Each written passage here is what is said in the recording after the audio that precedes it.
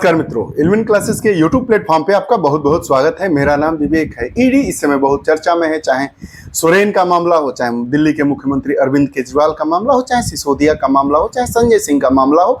इससे ईडी अपनी सुर्खियां बटोर रहा है। तो हम जानते हैं कि ईडी क्या होता है, ईडी को किस कानून के तहत अधिकार मिले हैं, उन अधिकारों को कैसे कम किया गया है, उन पर रोक लगाई गई है, उन पर शिकंजा कसा गया है हमारे भारत के सर्वोच्च न्यायालय के द्वारा। आज के इस वीडियो सेशन में हम उन्हीं सभी मुद्दों पर बात करेंगे। तो आइए बात करते हैं, सुप्रीम कोर्ट ने ईडी पर क्यों कसा शिकंजा। को समझते हैं, चर्चा के हमारे पक्ष क्या होंगे, खबर क्या है, चर्चा में क्यों है, मनी लॉन्ड्रिंग क्या होता है, क्या है प्रवर्तन निदेशालय ईडी जिसको इंग्लिश में कहते हैं, पीएमएलए एक्ट क्या होता है और हालिया निर्णय सुप्रीम कोर्ट का क्या आया है। तो चर्चा में क्यों है, सुप्रीम कोर्ट ने धन शोधन निवारण अधिनियम जिसको हम पीएमएलए कहते हैं के तहत विशेष अदालत द्वारा तलब किया गया व्यक्ति हिरासत में नहीं, उसको हिरासत में नहीं लिया जाएगा ऐसा बताया गया है। उसे जमानत के लिए आवेदन करने की आवश्यकता नहीं है। तरसेम लाल द्वारा ईडी के खिलाफ अपील दायर की गई है और पंजाब और हरियाणा उच्च न्यायालय ने इस जमानत से इनकार कर दिया है। एक व्यक्ति हैं जो तरसेम लाल ईडी के खिलाफ जमानत याचिका दायर किए हैं उच्च न्यायालय पंजाब और हरियाणा में, और पंजाब और हरियाणा के उच्च न्यायालय ने जमानत देने से मना कर दिया है। इसीलिए चाहे यह हमारा धन शोधन निवारण अधिनियम के तहत जो ईडी को अधिकार मिला है उस अधिकार पर चर्चा होने लगी है। अब आगे आइए बात करते हैं। मनी लॉन्ड्रिंग मतलब काले धन को सफेद धन के रूप में लाना, उसको हम मनी लॉन्ड्रिंग कहते हैं। मनी लॉन्ड्रिंग एक बहुत ही जटिल प्रक्रिया है। उपयोग व्यक्तियों और संगठनों द्वारा किया जाता है। कई व्यक्तियों और संगठनों के द्वारा मनी लॉन्ड्रिंग का उपयोग किया जाता है जिससे हम काले धन को सफेद धन में बदल सकते हैं। काले धन का आशय यह है कि हम अपनी अर्थव्यवस्था से दूर उस धन को भी अपनी अर्थव्यवस्था में अगर ला देते हैं, अर्थव्यवस्था में उसको पहुंचा देते हैं जी, तो वह क्या हो जाता है, सफेद धन हो जाता है और मनी लॉन्ड्रिंग के दायरे से बाहर हो जाता है। अवैध रूप से प्राप्त धन के उद्गम उत्पत्ति को छिपाने के लिए लेन देन की एक श्रृंखला के माध्यम से अवैध धन को वैध धन की तरह प्रकट करना इसमें शामिल होता है। बात समझिए, मनी लॉन्ड्रिंग क्या होता है, जो हमारा अवैध धन है, कहीं से मिल गया चंदे के रूप में या किसी ने दान कर दिया लेकिन वो अवैध है, उसको वैध धन के रूप में प्रकट करना ही मनी लॉन्ड्रिंग के तहत आता है, जो बहुत ही जटिल प्रक्रिया है। सब इसको नहीं कर पाते हैं जब तक किसी बड़े लोगों का हाथ इसमें ना हो। अब मनी लॉन्ड्रिंग के चरण कितने होते हैं, पहले क्या करेंगे, अगर ये है तो पहले इस व्यवस्था में धन का प्रवेश कैसे होगा। प्लेसमेंट, अवैध धन को वित्तीय प्रणाली में प्रवेश कराना सबसे बड़ी चुनौती होती है कि जो हमारा अवैध धन है वो हमारी वित्तीय व्यवस्था में कैसे प्रवेश करे। इसका प्रथम चरण होता है। प्रथम चरण में धन प्रवेश करता है, उसके बाद उस अवैध धन को बैंक खातों में जमा कराया जाता है, मुद्रा विनिमय संपत्तियों की खरीद की जाती है। स्तरीकरण क्या होता है, अवैध धन को उनके स्रोत से पृथक करने की प्रक्रिया कई खातों में ट्रांसफर कर दिया जाता है। 50 लाख रुपया आया, 50 लाख रुपए को हमने कैसे भी बैंक में डाला और बैंक के माध्यम से 50 लाख रुपए को 50 लोगों में हमने 1-1 लाख रुपए करके बांट दिया। अब उसका वितरण हो गया। अब हमारी जो अवैध धन है वह वैध धन होकर हमारी वित्तीय व्यवस्था का एक अंग बन गया। एकीकरण, इंटीग्रेशन होता है जहां शोधित धन को वैध धन के रूप में अर्थव्यवस्था में पुनः शामिल कर लिया जाता है।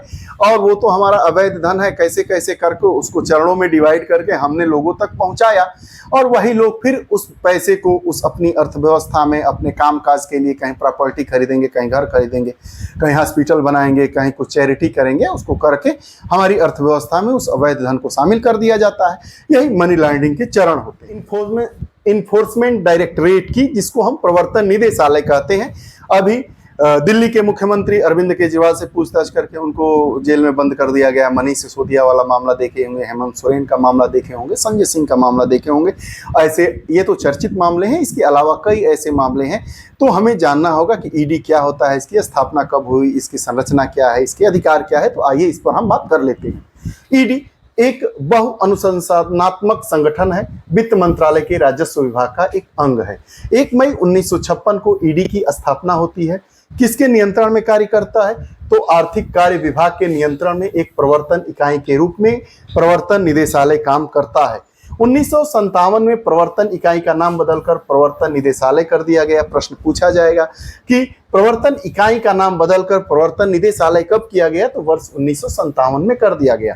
जो ईडी है, इन्फोर्समेंट डायरेक्टरेट है, वह भारत सरकार की एक आर्थिक खुफिया एजेंसी की तरह काम करती है। खुफिया एजेंसी की तरफ काम करने वाली यह ईडी है, जो भारत की आर्थिक खुफिया एजेंसी है। यह दो विशेष राजकोषीय कानूनों, इसके पास कौन दो विशेष राजकोषीय कानून हैं? एक विदेशी मुद्रा प्रबंधन अधिनियम 1999 जिसको हम फेमा कहते हैं, उसके तहत, और दूसरा धन की रोकथाम अधिनियम 2002 पीएमएलए के तहत कार्य करता है। इन प्रावधानों को लागू करने का कार्य करता है। यह दोनों प्रावधानों के तहत लागू किया जाता है। दिल्ली में चाहे नई शराब नीति हो, उसके तहत जो मामले दर्ज हुए हैं और लोगों को जेल में बंद कर दिया गया है, वह इसी के तहत, और इसके तहत ईडी ने अपनी शक्तियों का, अपने इस कानून का प्रयोग करते हुए, अपने विशेषाधिकार का प्रयोग करते हुए इस तरह की कार्रवाई की है। सीधी भर्ती द्वारा कर्मियों की इसमें नियुक्ति होती है। प्रतिनियुक्ति पर भी विभिन्न जांच एजेंसियां, सीमा शुल्क और केंद्रीय उत्पाद शुल्क, आयकर, पुलिस आदि से लोगों को प्रतिनियुक्ति के आधार पर भी, प्रतिनियुक्ति क्या होती है कि जैसे कोई व्यक्ति दूसरे विभाग में काम कर रहा है तो प्रतिनियुक्ति 2 साल 3 साल 4 साल काम करने के लिए ईडी में आ जाता है। आयकर विभाग का आ गया, पुलिस विभाग का आ गया, आपका सीमा शुल्क और केंद्रीय उत्पाद शुल्क विभाग का आ गया। उसके बाद जो धन शोधन निवारण अधिनियम है, prevention of money laundering act, PMLA, prevention of money laundering act, यह एक आपराधिक कानून है और इस आपराधिक कानून की शक्तियों का प्रयोग करते हुए ही ईडी लोगों को अपनी हिरासत में ले लेता है। को अनंतिम रूप से, मतलब यह अंतिम नहीं होता है, अनंतिम रूप से जांच पड़ताल करने, पूछताछ करने और जुर्माना लगाने का अधिकार पीएमएलए कानून के तहत ईडी करती है। काले धन के कारोबार में लिप्त व्यक्तियों की जांच करता है। गिरफ्तारी और उन पर मुकदमा चलाने के अलावा आपराधिक कृत्यों से प्राप्त संपत्ति के संलग्न जब्त करने का भी अधिकार है। मुकदमा चला सकते हैं, गिरफ्तारी का आदेश है और जो संपत्तियां मिली हैं उनको जब्त करने का भी अधिकार ईडी को प्राप्त है PMLA, prevention of money laundering act के तहत। धारा 45 जो पीएमएलए के अधीन सभी अपराध संज्ञेय और गैर जमानती होते हैं, या सभी अपराध जो होते हैं संज्ञेय होते हैं और गैर जमानती होते हैं, मतलब इसमें जमानत की कोई गुंजाइश नहीं होती है। इसीलिए जो पंजाब और हरियाणा उच्च न्यायालय है ने उस मामले में सुनवाई से इनकार करते हुए और कहा कि इसमें हम जमानत नहीं दे सकते हैं। तभी मामला सुप्रीम कोर्ट जाता है और सुप्रीम कोर्ट अपना फैसला सुनाता है, जिसमें ईडी को कुछ शर्तों के अधीन बिना किसी वारंट के अभियुक्त को गिरफ्तार करने का अधिकार होता है। दोहरी शर्त क्या होती है? पहली और दूसरी। पहला शर्त वह होता है कि वह प्रथम दृष्टया अपराध के लिए निर्दोष साबित हो। दूसरा, आरोपी को न्यायाधीश को यह समझाने में सक्षम होना चाहिए कि वो जमानत पर रहते हुए कोई अपराध नहीं करेगा। जमानत पर रहते हुए, जमानत जब दिया गया है सुप्रीम कोर्ट के द्वारा अरविंद केजरीवाल को, तो कुछ कई शर्तें रखी गई हैं और वह समझा ले गए हैं कि हम आपकी शर्तों के अनुरूप रहते हुए ही काम करेंगे, इसलिए उनको जमानत दी गई है। सबूत का भार पूरी तरह से जेल में बंद आरोपियों पर है। मतलब सबूत का भार, मतलब जो सबूत होगा उसका पूरा जो ब्यौरा है वह कौन होगा? जो बंद आरोपी होगा उस पर ही होगा, जो अक्सर राज्य की ताकत से लड़ने में अक्षम होता है। सुप्रीम कोर्ट का फैसला क्या आया है? सुप्रीम कोर्ट ने फैसले में राहत देते हुए कहा है कि जो आरोपी, एक आरोपी जो समन के अनुसार विशेष अदालत में पेश होता है, उसे भविष्य में व्यक्तिगत उपस्थिति से छूट दी जा सकती है। समन के आधार पर अदालत में पेश होता है, भविष्य में उसे व्यक्तिगत पेशी से छूट मिल सकती है। इसका तात्पर्य है कि वह अपने वकील के माध्यम से अपनी पेशी, अपनी बातों को रख सकता है। यदि कोई आरोपी समन के बाद भी उपस्थित नहीं होता है तो विदेश अदालत एक जमानती वारंट जारी करेगी। अगर समन के बाद भी कोई नहीं उपस्थित होता है आरोपी, तो क्या करेगा? एक विशेष वारंट जारी किया जाएगा, जमानती वारंट। मतलब आइए, यह गैर जमानती। अब यह तीसरे चरण में आ जाएगा, जो ईडी के द्वारा पीएमएलए एक्ट के तहत शुरू में ही कर दिया जाता था। इसी को राहत मिला है। उसके बाद ईडी गैर जमानती वारंट जारी किया जाएगा। ईडी को अदालत में पेश होने वाले व्यक्ति को हिरासत में अलग से आवेदन करना होगा, विशिष्ट आधार बताना होगा, हिरासत की आवश्यकता बतानी होगी। ईडी को अदालत में जो व्यक्ति पेश हो रहा है उसके बारे में बताना होगा। इसी आधार पर ही तो अरविंद केजरीवाल को रिहा कर दिया गया। ईडी ने कोई कारण ही नहीं बताया कि हमने इनको गिरफ्तारी का कारण नहीं बताया, इसलिए उसको अवैध बता दिया गया और उनको छोड़ दिया गया। वही राहत है, वही फैसला है। समन के बाद, व्यक्ति के पेश होने के बाद अगर ईडी हिरासत चाहती है तो विशेष अदालत में आवेदन करके ही हिरासत में ले सकती है। ऐसा नहीं है कि बिना आवेदन के ही वह हिरासत में ले सकती। पूरा मामला सुप्रीम कोर्ट का, सुप्रीम कोर्ट ने बहुत बड़ी राहत दी है।